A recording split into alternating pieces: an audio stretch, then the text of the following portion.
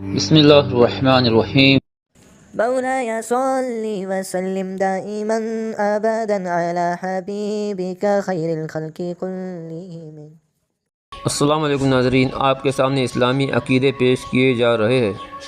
کہ اللہ تعالیٰ کے بارے میں ایک مسلمان کا کیسا عقیدہ ہونا چاہیے، لہذا خود بھی سنیے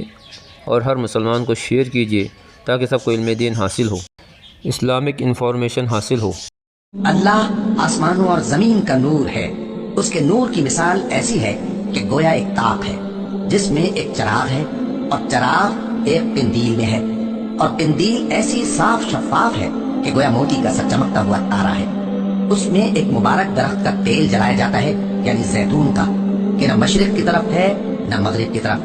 ایسا معلوم ہوتا ہے کہ اس کا تیل خواہ آگ اسے نہ بھی چھوئے جلنے کو تیار ہے۔ بڑی روشنی پر روشنی ہو رہی ہے۔ اللہ اپنے نور سے جس کو چاہتا ہے سیدھی راہ دکھاتا ہے، اور اللہ جو مثالیں بیان فرماتا ہے تو لوگوں کے سمجھانے کے لیے، اور اللہ ہر چیز سے واقف ہے۔ وہ قندیل ان گھروں میں ہے جن کے بارے میں اللہ نے ارشاد فرمایا ہے کہ بلند کیے جائیں اور وہاں اللہ کے نام کا ذکر کیا جائے،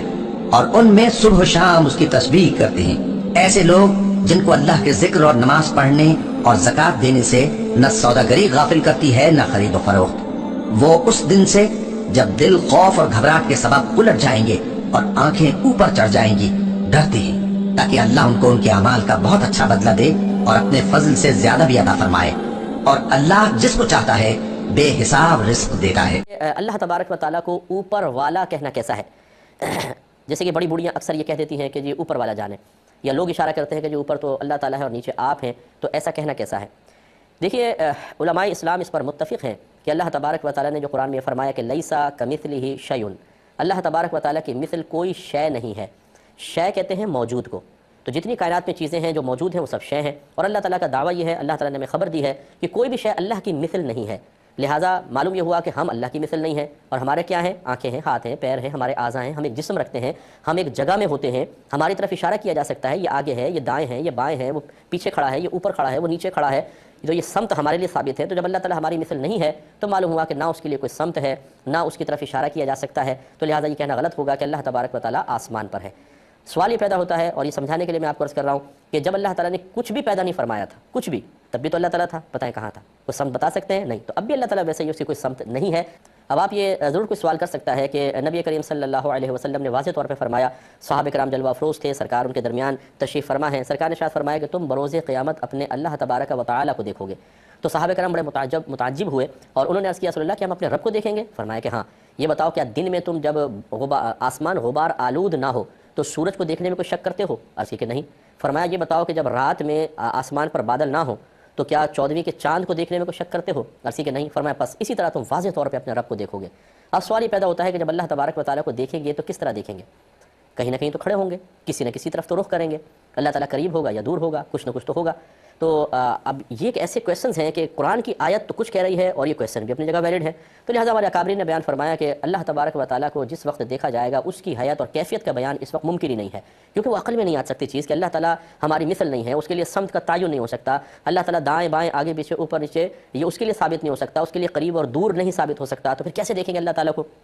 تو مولانا امجد علی خان صاحب بہار شریعت میں ارشاد فرماتے ہیں کہ بس پھر خلاصہ یہ ہوا کہ جب دیکھیں گے تو بتا دیں گے کہ کیسے دیکھیں گے۔ تو یہ اللہ تبارک و تعالیٰ کا کرم ہوگا کہ وہ ضرور مومنین کو زیارت کروائے گا، لیکن اپنی شان کے لائق زیارت کروائے گا۔ ضمن نبی بات آ گئی تو اس پر ایک اور میں عرض کر دیتا ہوں کہ بعض لوگ یہ کہتے ہیں کہ دیکھیں سفر معراج میں نبی کریم صلی اللہ علیہ وسلم زمین سے آسمانوں کی طرف گئے تھے اور اللہ تبارک و تعالیٰ سے ملاقات کے لیے گئے تھے۔ سب کو یہ مانتے ہیں کہ اللہ تعالیٰ نے آپ کو اپنی خصوصی بارگاہ میں شرف اجازت عطا فرمائی تھی، تو جب آپ آسمان کی طرف گئے ہیں تو اس کا مطلب یہ ہوا کہ اللہ تبارک و تعالیٰ آسمان کی طرف ہی ہے، تو پھر یہ کیوں تسلیم نہیں کیا جاتا کہ اللہ تعالیٰ اوپر ہے؟ اس کا جواب یہ ہے کہ دیکھیں نبی کریم صلی اللہ علیہ وسلم کو پہلا آسمان، پھر دوسرا، تیسرا، چوتھا، پانچواں، چھٹا، ساتواں، پھر عرش الہی، پھر جنت دوزخ دکھائی گئی۔ اس کے بعد آپ ایک ایسے مقام پر پہنچے جس کا نام تھا سدرۃ المنتہا۔ تو سدرۃ المنتہا، وہ سدرہ ایک درخت کا نام ہے، منتہا اس مقام کو کہتے ہیں کہ جس سے آگے انتہا ہو جائے، یعنی کوئی اس سے آگے نہ جا سکے، تو وہ مقام جہاں پر ہر ایک کے آگے بڑھنے کی انتہا ہو جائے اسے منتہا کہتے ہیں۔ یہی وجہ ہے کہ جبریل امین نے عرض کی تھی اس مقام پر پہنچنے کے بعد کہ یا رسول اللہ صلی اللہ علیہ وسلم اگر میں ایک قدم بھی آگے بڑھاؤں گا تو جل کر ہلاک ہو جاؤں گا۔ تو اب علماء یہ فرماتے ہیں کہ سدرۃ المنتہا تک سرکار صلی اللہ علیہ وسلم کا سفر حقیقتاً اللہ تبارک و تعالیٰ سے ملاقات کے لیے تھا ہی نہیں، وہ تو عجائبات قدرت دیکھنے کے لیے تھا۔ اللہ تبارک و تعالیٰ نے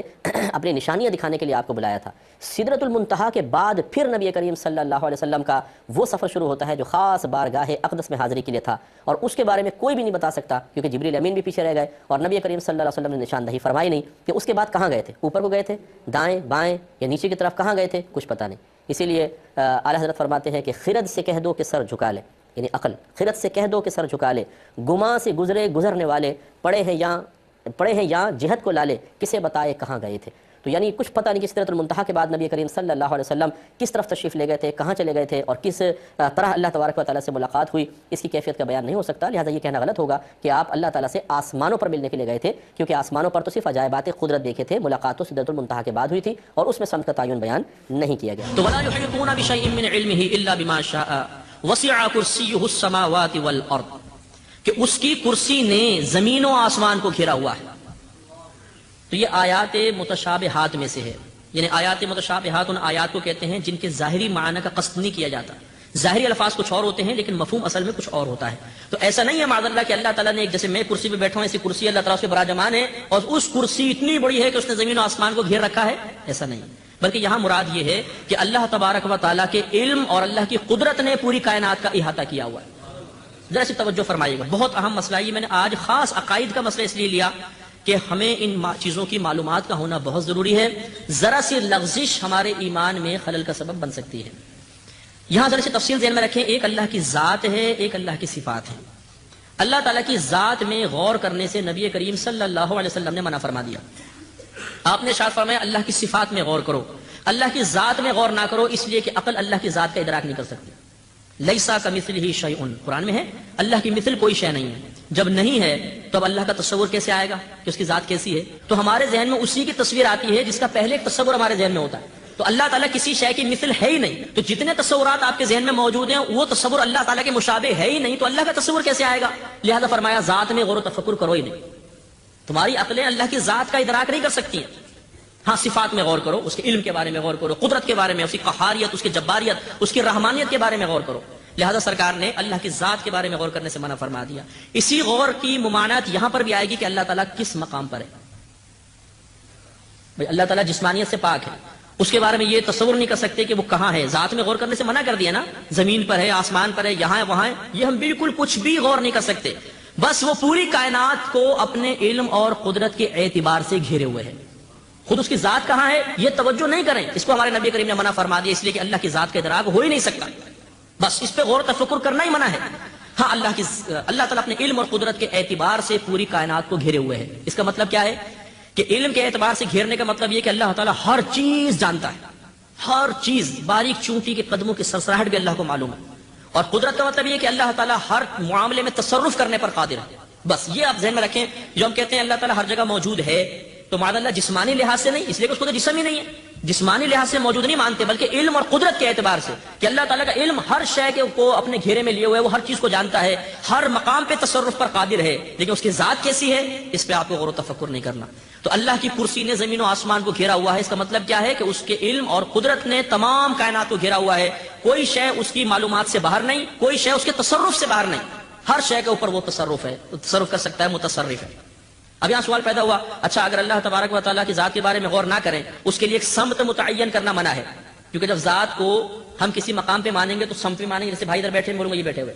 جب ایک طرف سمت مان لوں گا تو جسمانی بھی تسلیم کرنی پڑے گی کہ اس سمت میں جسم ہوگا، تبھی تو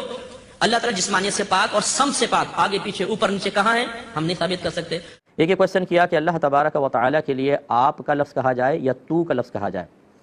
دیکھیں ہمارے اردو عرف میں آپ کا لفظ ادب کے لیے استعمال ہوتا ہے، چاہے ایک کے لیے استعمال ہو رہا ہے، جیسے ہم والد صاحب سے کہتے ہیں آپ ادھر آ جائیں، اور یہ جمع کے لیے بھی استعمال ہوتا ہے کہ آپ سب ادھر آ جائیں، تو یا بہت سارے بیٹھے ہیں ان سے بھی اتنے کہیں آپ آ جائیں،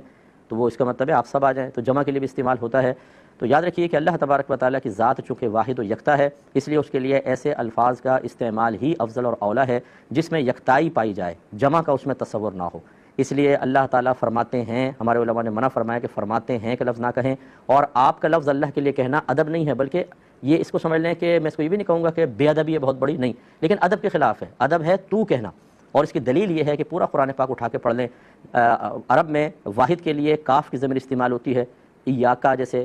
ہم تیری ایاکا نعبدو، ہم تیری عبادت کرتے ہیں، اور جمع اور ادب کے لیے نا کی ضمیر استعمال ہوتی ہے، جیسے خود اللہ نے اپنے لیے فرمایا انا انزلناہ فی لیلۃ القدر، بے شک ہم نے اس قرآن کو لیلۃ القدر میں نازل کیا۔ تو اللہ نے تو اپنے لیے جمع کی ضمیر استعمال فرمائی، لیکن انبیاء علیہم السلام کی جتنی بھی دعائیں منقول ہیں، صحابہ کرام نے جتنے بھی نبی اللہ تعالیٰ سے دعائیں مانگی اور اللہ کو مخاطب کیا، لفظ تو کے ساتھ کیا ہے، یعنی واحد مذکر حاضر کی ضمیر استعمال کی ہے، جس کا اردو میں ترجمہ آپ نہیں ہے تو ہے۔ یہ سمجھانے کا مقصد ہے کہ عرب کے اندر بھی آپ اور تو کا تصور تھا، یہ نہیں ہے کہ جی ان کے ہاں تو ایسا تھا ہم اردو میں کنورٹ کرتے ہیں تو اپنی لینگویج کے مطابق آپ اور تو کا انتخاب کریں، ان کے ہاں بھی تھا، اور وہ انہوں نے ہمیشہ اللہ تعالیٰ کے لیے لفظ تو کا استعمال کیا۔ اس کا مطلب ہے کہ جو نبی استعمال کریں ادب اس میں ہے، نہ کہ آپ اپنے عرف کو بنیاد بنا کر جو طریقہ نبیوں نے اختیار کیا اس کو چھوڑنے میں سمجھیں کہ ادب ہے، اس لیے اللہ کے لیے لفظ تو استعمال کریں، یہی ادب اور احترام اس کی وحدانیت اور یکتائی کے مناسب ہے۔ ویورز، سنی اسلامک فیکٹ چینل کو لائک، شیئر اور سبسکرائب کیجیے اور بیل بٹن کو ضرور دبائیں تاکہ آپ کو ہمارے سبھی ویڈیوز ملتے رہیں۔